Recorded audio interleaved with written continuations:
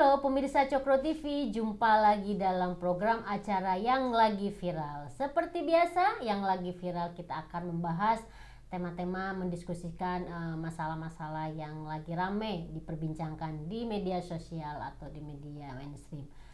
Dan saya, Nong Darul Mahmada, didampingi oleh sebelah kiri saya, Belmondo Scorpio ya. Pertama kali nih Belmondo di yang lagi viral. Kalau yang di sebelah kanan saya sudah biasa. Kajito El Kayen nih. Iya. Nah, Belmondo kemarin udah diwawancara ya di Iya. Seruput Kopi ya, keren. Sempat View-nya lumayan. Mungkin pemirsa Cokro TV juga udah menonton dan udah mengenal lebih banyak Belmondo dari wawancara Seruput Kopi kemarin ya, Bel. Iya, Mbak. Nah, Belmondo, saya akan kenalin dulu. Kalau Kajito El Kayen ini kan gak harus dikenalin. Kamu udah berkali-kali di sini ya. Iya. Belmondo ini kalau pemirsa Cokro TV lihat di kemarin peristiwa 11 April bersama Bang Ade Armando, Belmondo ini yang melindungi Bang Ade Armando ya bersama tim dari Pergerakan Indonesia untuk Semua atau Gerakan Peace. Ada 4 orang, Belmondo, Rama, 2 kameramen, JP dan juga BT ya, Bambang. Dan Belmondo yang terlihat di mana-mana nih di media ya, bahkan kamu teriak-teriak nangis-nangis juga ada di media ya, Bel ya. Ada Teh Nong. Kamu seneng dong nama kamu jadi tenar, foto kamu di mana-mana. Sulit juga jelasinnya. Wis, nanti kita bahas apakah benar-benar sulit atau memang pura-pura sulit. Kita lihat nanti ya. Nah, tema yang akan kita bahas nih pemirsa Cokro TV masih terkait suasana mahasiswa ya, aksi mahasiswa kemarin, karena itu masih berkesan lah untuk kita ya, sebuah cara mengekspresikan kebebasan berpendapat, kebebasan berpikir ya, tetapi kemudian dinodai oleh satu peristiwa yang kekerasan ya, penyerangan, penganiayaan terhadap Bang Ade, yang itu kemudian menjadi noda hitam buat demokrasi kita gitu kan. Ya, jadi aksi mahasiswa yang merupakan kebebasan berekspresi termasuk buat mahasiswa itu kemudian dinodai oleh sebuah peristiwa yang membuat kita sangat terpukul, dan itu juga merupakan jadi catatan hitam buat demokrasi kita. Nah, kita akan membahas seputar itu nih, Bro, masih terkait dengan mahasiswa, kebebasan berekspresi, konstitusi di negeri kita. Apakah betul melindungi warganya, termasuk mahasiswa atau siapapun, untuk mengekspresikan kebebasannya, oke? Jadi saya mulai dari siapa dulu nih, Bro Kajito apa Bro Belmondo? Bro Kajito Dulu. Silakan, Bro. Saya ingin mengawali dengan mundur ke belakang sebentar ya. Kenapa kondisi praktik kebebasan berpendapat kita ini kok seolah-olah kebablasan, katakanlah begitu ya. Saya ingin mundur ke belakang dulu. Di masa Orde Baru, orang-orang itu merasa dikekang ya. Dan memang dikekang sih. Betul. Represif, kejam dan sebagainya. Media dibredel, kebebasan pendapat nggak ada. Presiden bisa dipilih terus-menerus dan dipilih oleh MPR ya waktu itu ya. Dan kondisi ini kemudian pecah ya setelah muncul reformasi. Nah, ketika reformasi muncul itu sebenarnya lahir dari kegelisahan. Jadi reformasi itu lahir sebenarnya tanpa konsep yang matang gitu. Kita mau ngapain ini? Sudah bebas ini. Nah, akhirnya malah orang-orang yang meyakini bahwa mereka bebas melakukan praktik kebebasannya secara kebablasan tadi. Nah, ini yang kemudian berlangsung sampai sekarang dan diteruskan oleh anak-anak muda yang kita lihat itu sampai sekarang di mahasiswa-mahasiswa itu yang demonstrasi tanpa substansi. Yang penting mereka demonya tentang apa nggak penting gitu loh. Yang penting mereka kumpul-kumpul bikin macet, dan substansi demonstrasinya itu malah nggak membela rakyat gitu loh. Katakanlah misalnya yang sedang langka ini minyak goreng, katakanlah gitu ya, mestinya fokus ke satu tema itu loh. Itu yang digiring, yang dibesar-besarkan, mereka konsolidasi semua kekuatan untuk menggedor itu. Satu isu aja, nggak usah perpanjangan isu ini, TKA, itu kebanyakan dan itu nggak fokus. Dan sebagian itu praduga isinya gitu loh, tentang sisi presiden inilah itulah, dan mereka tidak mengetahui secara mendalam apa yang akan mereka bawakan ketika turun ke jalan.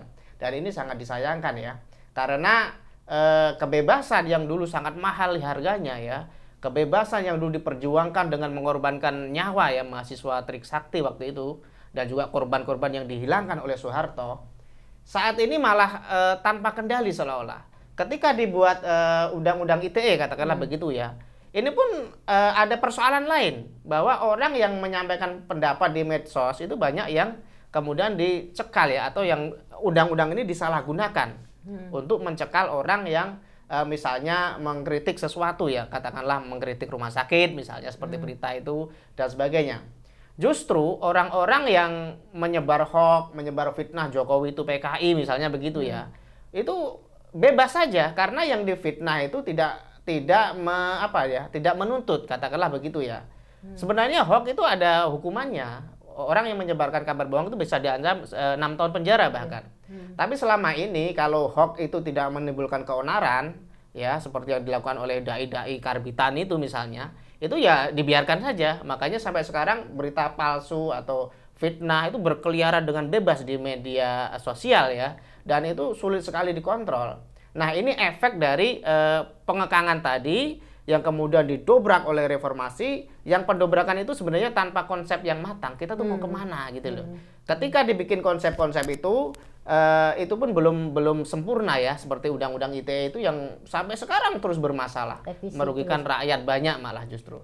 Nah, ini yang sebagai pengantar dari saya ya, bahwasanya apa yang muncul saat ini yang dibawakan oleh adik-adik mahasiswa itu ada hubungannya dengan apa yang tidak selesai sewaktu Orde Baru itu diruntuhkan. Dan ini PR kita semua sebenarnya yang harus segera dicarikan jalan keluar. Saya pikir itu ya sebagai pengantar. Jadi sebenarnya mungkin bisa dibilang meskipun sudah 20 tahun berlangsung sejak 98 ya, reformasi itu terjadi, kondisi atau situasi mahasiswa gitu, apa yang dituntut oleh mahasiswa dalam isu-isunya menurut Bro Kajito itu masih belum ada substansinya. Belum ada substansinya. Nah, pemirsa Cokro TV, saya lupa nih memperkenalkan bahwa di samping saya ini dua-duanya sebenarnya statusnya adalah mahasiswa. Bro Kajito di Universitas Nahdlatul Ulama Unusia ya, Indonesia, dan juga Belmondo itu baru diterima sebagai mahasiswa S2 di Universitas Indonesia ya, Fakultas Hukum ya. Jurusan Hukum Tata Negara. Wah, keren nih. Jadi ini bisa jadi perdebatan menarik nih. Belmondo bisa nggak setuju nih dengan yang disampaikan oleh Bro Kajito bahwa sekarang itu mahasiswa melakukan aksi dengan tuntutan yang tanpa substansi katanya dan kurang fokus.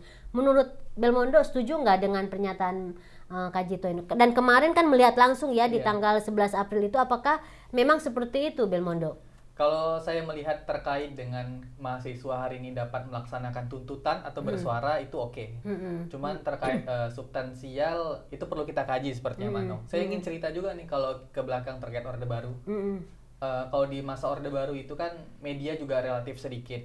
Itu juga akibat para penguasanya bisa digolongkan otoriter. Dan juga ada aturannya. Jadi dulu karena saya hidup di zaman Orde Baru, jadi ada siup ya. Jadi tidak sebebas sekarang. Kalau sekarang kan tanpa izin. Maksudnya bisa menerbitkan media dengan bebas. Terusin ya. Jadi kalau dulu media itu menyenggol sedikit penguasa, itu langsung bisa dianggap destruktif gitu kan. Terus media itu bisa dilakukan pelarangan. Kalau Orde Baru gitu. Masuk ke reformasi. Kalau kita perhatikan negara Indonesia ini kan negara hukum juga. Jadi identik dengan penulisan biasanya. Jadi di reformasi juga dilahirkan pasal 28 Undang-Undang Dasar yang menyatakan bahwa kebebasan berpendapat. Cuman kalau kita perhatikan juga dalam aturan itu, kalau kita membatasi kebebasan berpendapat, perselisihan pasti terjadi. Cuman kalau kita ingin menyampaikan kebebasan berpendapat juga, kalau saya melihat itu tentu ada penyesuaian di daerah tempat kita tinggal atau negara tersebut. Kayak moralitas masyarakat juga dinilai. Kedua itu yang Mas Kajito bilang tadi, adanya dai-dai yang kurang baik dalam menyampaikan pendapat itu juga berkenaan dengan ketertiban sosial yang harusnya memang kalau kita menyampaikan sesuatu harus dijaga betul. Apakah sosial itu bergejolak atau enggak. Kalau saya melihatnya dari situ. Terkait politik demokrasi juga mempengaruhi kebebasan berpendapat. Kalau saya melihatnya demikian. Kemudian kemarin kita ada lihat juga ya yang menyampaikan Ketua BMSI ya yang bilang di zaman Orde Baru itu kebebasan apa namanya? Dilindungi lah, Dilindungi. lebih bebas daripada sekarang lah Lebih bebas, intinya seperti itu. Ya, terus kemudian dia buat cuitan juga di Twitter bahwa Ya. kebebasan berpendapat itu tidak ada di Orde Baru. Terus kalau kita melihat tuh kira-kira jika dia menyampaikan itu, apakah dia juga bebas dalam berpendapat? Saya berpikir tuh, atau jangan-jangan dia melakukan klarifikasi itu karena mengganggu ketertiban sosial. Nah itu yang saya perhatikan. Maka saya melihat negara juga harus ikut campur dalam prinsip kebebasan berpendapat ini, baik dalam undang-undang ITE yang baru dibuat kemarin, Mas Kajito. Itu sih kalau dari saya, Mbak Nong, melihat kebebasan Jadi berpendapat. menurut kamu bahwa kebebasan itu sebenarnya dibatasi oleh situasi yang kita hadapi. Iya. Jadi kalau saya bukan membatasi, penyesuaian. disesuaikan harus. Jadi ketika kita berbicara, ketika misalnya kita melakukan tindakan apapun yang kita anggap sebagai merupakan ekspresi dari kebebasan kita, itu kita harus melihat dan menyesuaikan kondisi di sekitar kita, begitu ya. Dari segi moralitas masyarakat sama ketertiban sosial. Kalau saya melihatnya itu, jadi nggak terjadi hal-hal gesekan yang tadi kamu benar. bilang, kemudian justru akan menimbulkan yang namanya mengganggu ketertiban umum itu ya. Malah yang terjadi perselisihan itu ketika hak itu dibatasi. Nah, itu yang terjadi perselisihan. Ya. Jadi gimana saya menurut setuju Pak ya Dito? dengan Bro Belmondo tadi bahwa sebenarnya masih main aman Bro Iya, Belmondo belum keluar. Jadi kita dia karena belum sama-sama berhasil. mahasiswa mungkin ya, jadi ada perasaan senasib. Senasib sepenanggungan ya. Jadi berhubungan dengan BEM SI, namanya Kaharudin ya, dari Universitas Riau. Dia persis seperti kata Bro Belmondo tadi, bahwa dia mengatakan di zaman Orde Baru itu ada kebebasan, ada kesejahteraan katanya. Mungkin dia waktu itu memang belum lahir ya. Jadi dia Itu kan katanya. Ya, sementara buat saya yang ngalami itu nggak benar. yang Bandung pernah ditangkap dan sebagainya. Nah, jadi orang ini mengimajinasikan Orde Baru itu berdasarkan katanya-katanya. Jadi mungkin yang kebetulan dia baca itu versi cendana gitu loh. Oh, zaman bapakku pena ya. Zaman bapakku kalau korupsi semua kebagian. Mungkin begitu yang dia baca. Jadi orang makmur. Padahal yang makmur itu hanya kroni-kroni Soeharto. Nah, apa yang dilakukan oleh Kaharudin sebagaimana yang dimaksud oleh Belmondo itu adalah tadi disebut sebagai aksi kebebasan katanya kan. Masih main aman sih Bro Belmondo tadi tidak menyebut bahwa yang dilakukan oleh Kaharudin ini sebenarnya sudah menyimpang dari koridor kebebasan. Setiap orang memang, setiap individu itu punya hak bebas menyatakan pendapat misalnya begitu kan. Tapi ada koridornya, ada batasannya. Yang pertama, tidak melampaui hak orang lain. Itu yang pertama. Yang kedua, tidak melanggar konstitusi. Nah, yang dilakukan oleh Kaharudin ini kan dia mengimajinasikan Orde Baru ya, yang dibayangkannya itu, padahal seluruh orang yang pernah hidup di zaman itu mengatakan fakta berbeda gitu loh. Dan kemudian dia tahu salah dan diralat pun masih salah juga gitu loh. Kata dia, oh zaman itu nggak ada kebebasan, tapi ada kesejahteraan katanya. Ini masih salah lagi kan? Karena yang sejahtera itu dulu juga hanya kroni Soeharto. Hanya orang yang punya jalur ke anak-anak Soeharto lah yang bisa berkembang. Sementara orang lain yang mau main jujur, main aman, main cengli lah katakan dia, habisi, disingkirkan, dan memang nggak punya akses ke sana. Nah ini yang tidak dipahami oleh mahasiswa seperti Kaharudin ini, dan itu sayang sekali bahwa dia memimpin sebuah BEM ya, bahkan bukan ini ya, sebuah apa? Aliansi BEM bahkan. Aliansi BEM SI bahkan. Dan ini sangat mengherankan ketika saya juga mahasiswa, Belmondo juga mahasiswa kan. Cuman sebelum kita mengatakan sesuatu, katakanlah itu ya, kita mestinya riset gitu. Iya, baca dulu. Itu banyak sekali itu. Kan ini sudah bukan zaman Orde Baru ya. Fakta itu memang ada hoax di mana-mana seperti yang versi cendana tadi. Tapi kan secara umum kita bisa merujuk pada media-media kredibel. Bahkan si Kaharudin bisa tanya pada orang tuanya misalnya. Tanya pada kakak-kakaknya yang mungkin ada. Orang tuanya kroni. Nah, saya nggak tahu kali itu. Karena kan punya pandangan seperti itu ya. Kalau saya lebih penasaran sama kejadian Mbak Nong waktu Orde Baru gimana gitu pengalamannya. Saya kan masih junior. Oh, boleh dibalik. Jadi kita tanya Kita tanya moderator. Lah, dua-duanya jadi saya narasumber gitu. Kita tanya balik, gimana Mbak represi waktu itu? Oh memang. Katanya pernah dinaikkan ke atas truk, ditangkap, itu gimana gitu loh. Gimana tuh Mbak Nong? Iya memang, jadi ketika si Kaharudin itu ngomong soal bahwa di zaman Orde Baru itu ada kebebasan, banyak kesejahteraan, buat kita yang pernah hidup di Orde Baru tentu saja pada ketawa kan Iya, gitu iya. loh. Karena betul kata Kak Jito, itu semacam imajinasi dia aja. Ya. Imajinasi yang mungkin dia harapkan tapi sebenarnya kayak utopis gitu Iya, kan. iya, iya, iya. Gitu. Jadi tapi kenyataannya tentu berbeda. Kita ngomong sedikit berbeda aja kan di penjara, diciduk gitu kan, Iya, dikejar-kejar tentara. Iya, benar. Iya. Dulu kan tentara sangat, kalau sekarang kan polisi. Kalau dulu kan tentara yang militer yang paling kuat itu. Jadi di setiap istilah kita itu, di setiap pojok, di setiap titik itu pasti ada yang namanya intel. Intel. Jadi Pakai HT itu loh. jadi hidup kita itu memang kayak saya tuh sebagai aktivis mahasiswa dulu gitu. Itu pasti di depan rumah tuh dari mulai tukang bakso. Teng, teng, teng, lewat Iya, Intel. padahal itu intel. Tukang bakso itu tuh kita tahu intel gitu. Pokoknya di setiap pojokan lah itu pasti intel. Jadi memang nggak enak hidup di zaman Orde Baru. Jadi si Kahar itu tidak berdasarkan fakta. Nah, kembali pada dia ngomong tidak berdasarkan fakta nih. Ini sebagai orang hukum nih ya, Iya. Belmondo. Kalau Berarti dia kan menyebarkan hoak dong, Belmondo si ini tuh. Karena berlawanan dengan fakta yang dialami oleh banyak Menurut orang. kamu tuh gimana itu? Itu betul sih kalau saya melihat ya apa yang disampaikannya salah. Kalau dengar dari cerita Mbak No, Orde Baru itu seperti apa dan hasil riset saya juga, berarti yang apa yang disampaikannya memang kurang tepat. Kemudian dia mengambil aman untuk membuat Twitter Orde Baru ternyata kebebasan tidak terjamin gitu kan. Kayaknya langkah dia udah tepat tuh. Kalau dia nggak buat cuitan Twitter mungkin dicari orang tuh. Kamu salah nih, imajinasi kamu nggak sesuai gitu. Iya.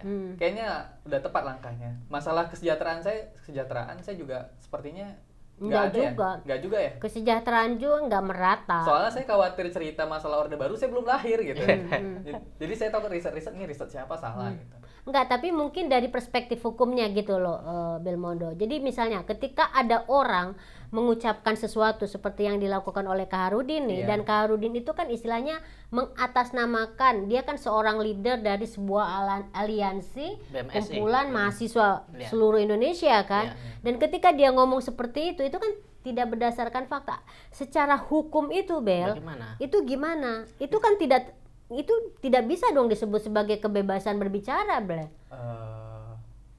Saya nggak tahu siapa target dari apa yang mau diucapkannya. Kalau saya sepengalaman dan sepengetahuan saya, mungkin aduan dia itu kalau di hoax kan itu mungkin jatuhnya delik aduan.